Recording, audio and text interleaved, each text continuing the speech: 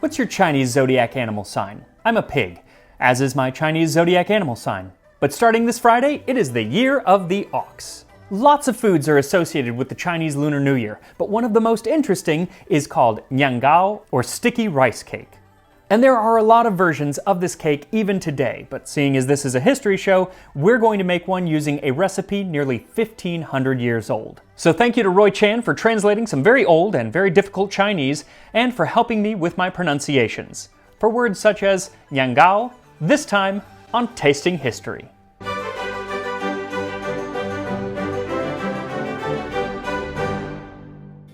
So I get a lot of reoccurring questions here in the comments on YouTube and in emails and Instagram, Twitter, everywhere about, how I started the channel, what it takes to make an episode, my research, etc., etc.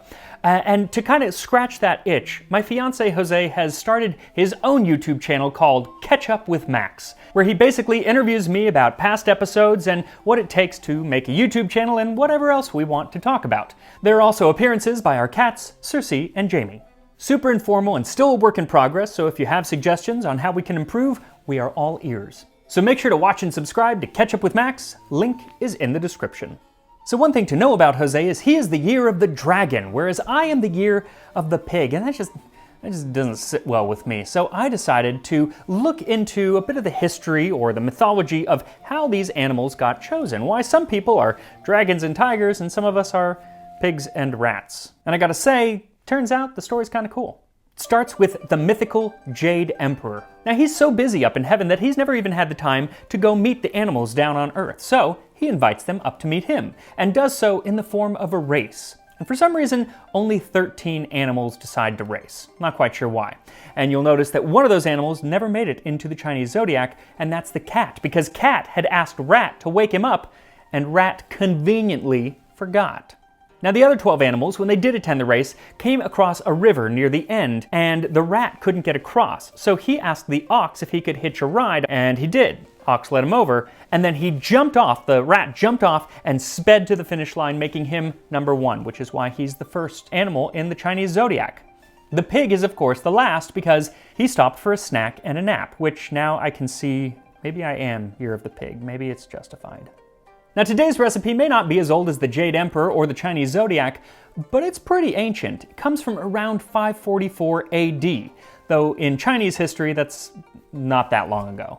It comes from the Qi Min Yao Shou by Jia Xie of the Northern Wei dynasty. Roughly translated to techniques by which the common people make their livelihood, it is the best preserved of the ancient agricultural texts. Now in the text, the cake is not called Nian Gao, but Ye, which is an even older word for the cake, but it's the same thing. Ye.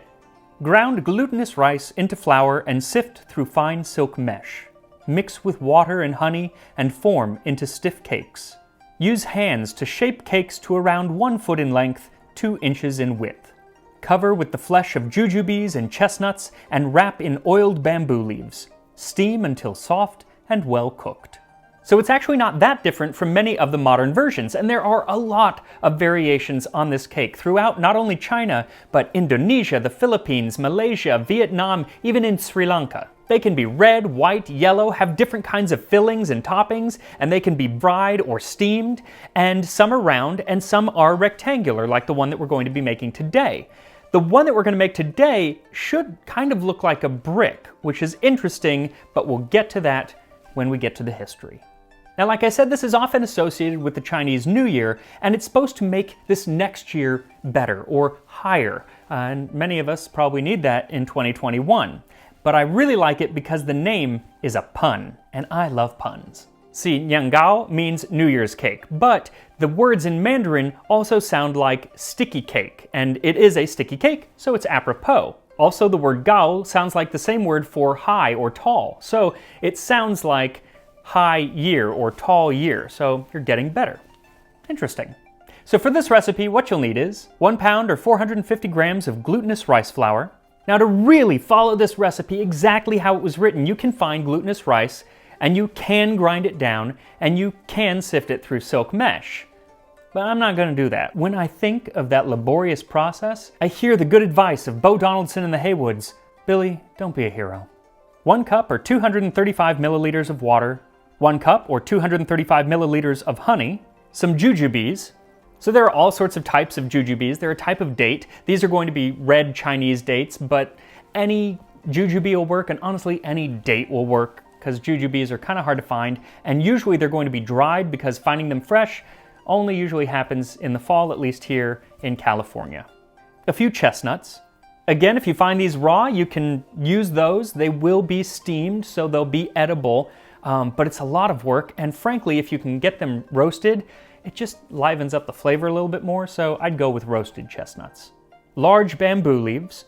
You can also use banana leaves or lotus leaves or even parchment for this, but if you are using leaves, make sure to rehydrate them, preferably overnight. I left mine in the water for a couple hours and it really wasn't enough. They were still kind of stiff.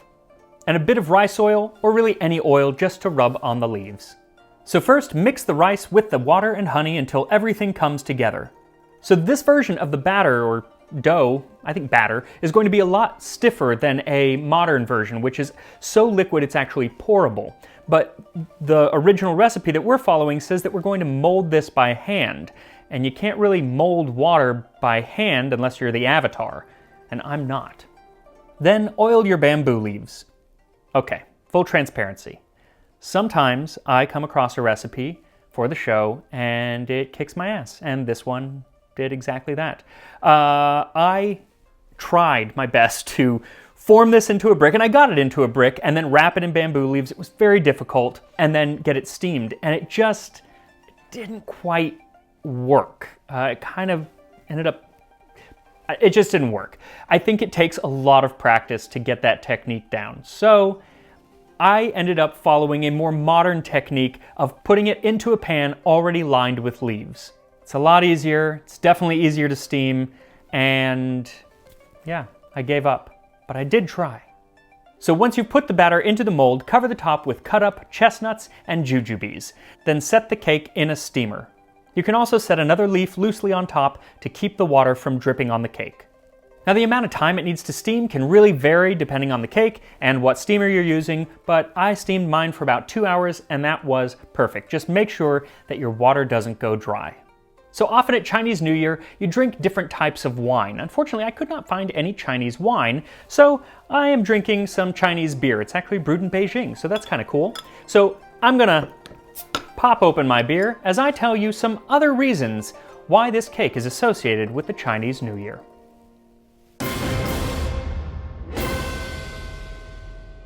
Now, just like most ancient history, regardless of where it's from, there's always some truth and some myth. And the story of Nian Gao is no different. It has plenty of both. But let us start with the truth.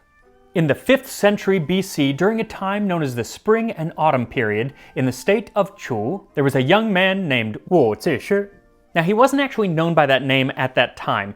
He changed his name. A lot of people change their names in Chinese history. Even after they're dead, they can be known by something else, so it becomes very confusing. So for our intents and purposes, we're going to call him Zishi for this story. Now, the young man's father did something to anger King Ping, and Ping was not the king's name again at the time, it was later, but for our story, King Ping. And so Ping killed his father and his brother and tried to kill Zishi, but he escaped and ran away before he could be captured. Running away caused him so much stress that he aged. That's why I don't run. He aged so much that the guards, when they finally did catch up to him, didn't recognize him and just moved him along like stormtroopers outside of Mos Eisley. I'm thinking that might be a little bit of myth, but what is true is that Zishi ran away to the neighboring kingdom of Wu.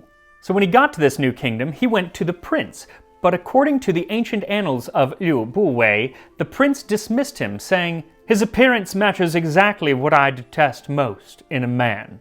Ah, that's gotta hurt. Honestly, really uncalled for. But luckily, Zishi had thick skin and said, "You know what?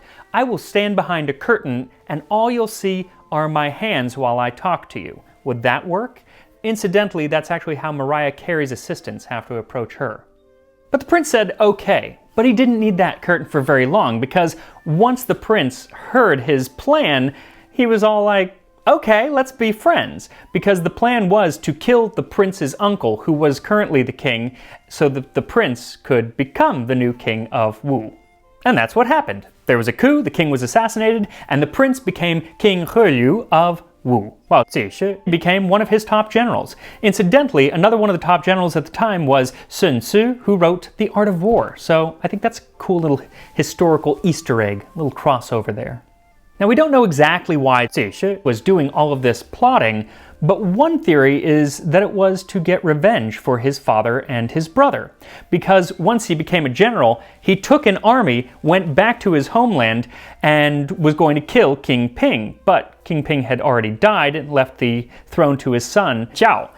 But Zixi did not really see that as a problem because King Zhao of Chu fled. And so Wu Zixi took possession of the capital at Ying. He personally shot arrows at the royal palace, opened the burial mound of King Ping of Chu, and whipped the corpse 300 times. Stop! He's already dead! So now famous for beating up dead people, his star was on the rise, and he went back to the kingdom of the prince who he had helped become king, and built these mighty walls around the capital. Unfortunately, during that time, that king died, and left his son Fu Chai on the throne, and unfortunately, Fu Chai had an advisor who was a bit of a jerk. So when Zixi warned the new king that there was another enemy out there, it was another kingdom nearby, this nefarious advisor convinced the king to rebuff Zixi's warning really, really harshly, because the king gave Zixi a sword and made him commit suicide. But legend has it that before he died, he told his friends that if the city was ever under siege and the people were starving, that they should just dig down near the city walls about 3 feet and they'd be taken care of. Very cryptic. And in fact, in one version of the story, his friends just thought that he was drunk. But not long after he died, the city was, in fact, under siege by that same enemy he had warned the king about, and the people were starving. So they dug down 3 feet and found that many of the bricks that his walls were built out of were made of glutinous rice flour. So they were edible. They were basically Nian Gao, which is why it totally makes sense that our cake is in the shape of a brick. Now, every year since that happened, the people of the area will eat this cake in honor of Wu Zixi for saving their ancestors. So now that's how the cake started, supposedly, but it really gets tied in with the Chinese New Year in 2 much shorter myths. One is that the god of the hearth, or the kitchen god, Cao Chen, goes up to heaven during Chinese New Year every year to check in with the Jade Emperor. That was the guy who had the race with the 12 animals. And when I say check in, I mean to snitch, because basically that's what he does. He snitches on the doings of the family from whichever kitchen he came from. And you know what they say about snitches? Snitches get glutinous rice cake. Yes, the family offers the kitchen god Nian Gao to gum up his mouth so that he can't rat on them. Kind of reminds me of that scene with Mumbles from Dick Tracy. The other story starts with a mythical beast from ancient times. According to legend, there was a beast who lived in the mountain named Nian. And most of the year, the beast was up there feeding on other beasts. But during the winter, those beasts would hibernate, and so he would have to go down the mountain to feast on the children of whatever village was nearby. Then, one day, a Taoist monk came to town named Hongjun Lao Zhou and offered to rid the village of the beast. So this monk goes up the mountain to find Nian and tells Nian, hey, stop eating the people of China. And Nian's like, dude, I'm a beast. I'm gonna eat you. And the monk says, okay, but let me take off my robes first because they're not gonna taste good. Nian says, okay. He takes them off and his underwear is red. And it turns out Nian hates red. And Nian goes, ah, and runs away. So then the monk goes down the mountain and says, just put out red every year at Chinese New Year, and the beast, Nian, won't come down and eat your kids. And you know what? Fire off some fireworks as well, just to scare him away even more. And if he does come, and he's hungry, you can give him some glutinous rice cake, so he'll eat that instead of eating your kids. Nian Gao, cake for Nian. Nian Gao, New Year's cake. It's all full circle. They're really good with the wordplay. So there you go, 3 different stories about Nian Gao and its association with the Chinese New Year. Most of them probably myth, but there was some fact in there, including making bricks out of glutinous rice because they've found that some of the bricks used in the Great Wall of China during the Ming Dynasty are actually made of mud, straw, and glutinous rice. It is really sticky, so it makes sense why they would use it to like stick bricks together. Luckily, our cake does not have any mud or straw in it, so hopefully it will taste pretty good. So once you've steamed your cake for a few hours, you can take it out and it's really ready to serve. Though it will harden if you put it into the refrigerator, but you can then take it out and just either re-steam it, or some people slice it and dip it in egg and fry it, but it should be served warm either way. And here we are, Nian Gao, or glutinous New Year's rice cake. Now, like I said, some people will cut this up and dip it in egg and fry it, but a lot of people just eat it raw. Not raw, it's cooked, but it's so sticky. Oh my gosh. I'm not gonna, this is not a chopstick food. It's probably gonna stick to my fingers, but oh my gosh. Let's take a bite. I can't even get it off the plate.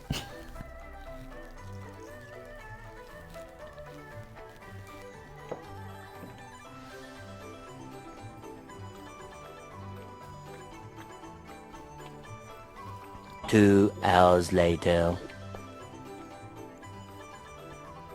That is sticky. Wow. The flavor is really nice. It's mostly honey. I use this wonderful Chinese winter honey that has kind of a floral flavor.